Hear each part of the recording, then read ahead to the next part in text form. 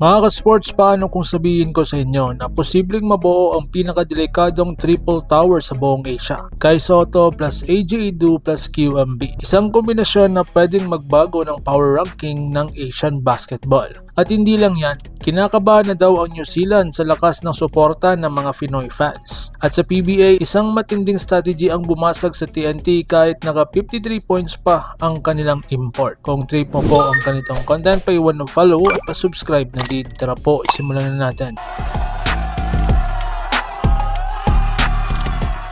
So ngayon, triple tower ng Gilas, totoo na ba? Ayon sa updates, muling umingay ang pangalan ni Kai Sotto sa pagbabalik niya daw sa Gilas, Pilipinas. At ayon sa mga analytics at player impact data, nangunguna si Justin Brownlee, kasunod si Kai Sotto, at mataas din ang impact ni na AJ Edu at QMB. Ibig sabihin mga ka-sports, kapag nagsabay-sabay ang apat na yan, delikado ang kahit sinong kalaban sa ilalim. So ngayon, bakit special ang tatlong bigs? Si Kai Sotto, isang elite rim protector plus mataas ang offensive selling. Si AJ Edu naman, defensive anchor plus hustle plus blocks. Si QMB, or mas kilala nating Quinton Melara-Brown, ay may physicality plus inside scoring. Kapag pinagsama mo, shot blocking, rebounding, interior dominance, automatic no-fly zone ang pintura. So ngayon, ang pinakamalakas sa Asia. Ayon sa isang analyst at reports, si Kai Sotto ang tinuturing na highest potential center sa Asia. Habang ang China may rising traditional bigs, ang mga Aussie may dominance sa physical play, ang Iran noon sina Haddadi at ang China legend na si Yao Ming.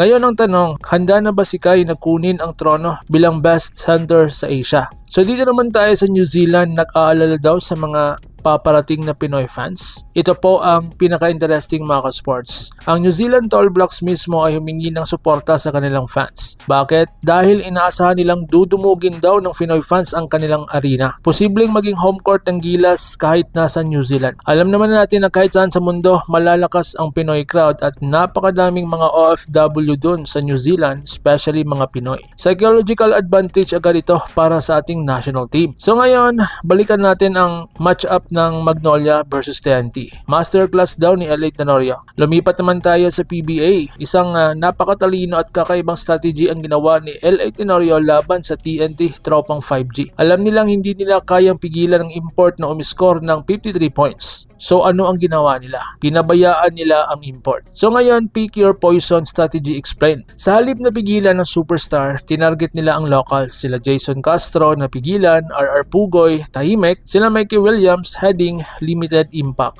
Ang resulta, naging one-dimensional ang TNT. Kahit 53 points pa ang import, talo pa rin. So ang lesson, mas delikado ang buong team na gumagana kaysa sa isang superstar lang. So ngayon, TNT versus Ginebra and possible next matchup. Ngayon, critical ang laban ng TNT kontra Ginebra. Bakit? Pwedeng magbagong standings, posibleng makaharap nila ang NLEX na may 5-game winning streak, at tandaan ang NLEX ay may twice to beat advantage. Ang TNT, kailangan mag-step up ng kanilang mga locals. Kung hindi, maagang bakasyon ng TNT. So ngayon, issue sa rotation ni Coach Tim Cone. May mga fans nagsasabi, dapat mas binigyan ng playing time ang bench. May punto ba sila? Oo, dahil kailangan ng depths. Pero sa sistema ni Coach Tim Cone ng kanyang triangle offense, kailangan talaga ng chemistry, hindi basta-basta nagpapalit ng rotation. Trust the system ang basihan. Ang problema, kapag nag-off night ang starter, kulang talaga sa experience ang bench. So ngayon mga ka-sports, sa tingin ninyo,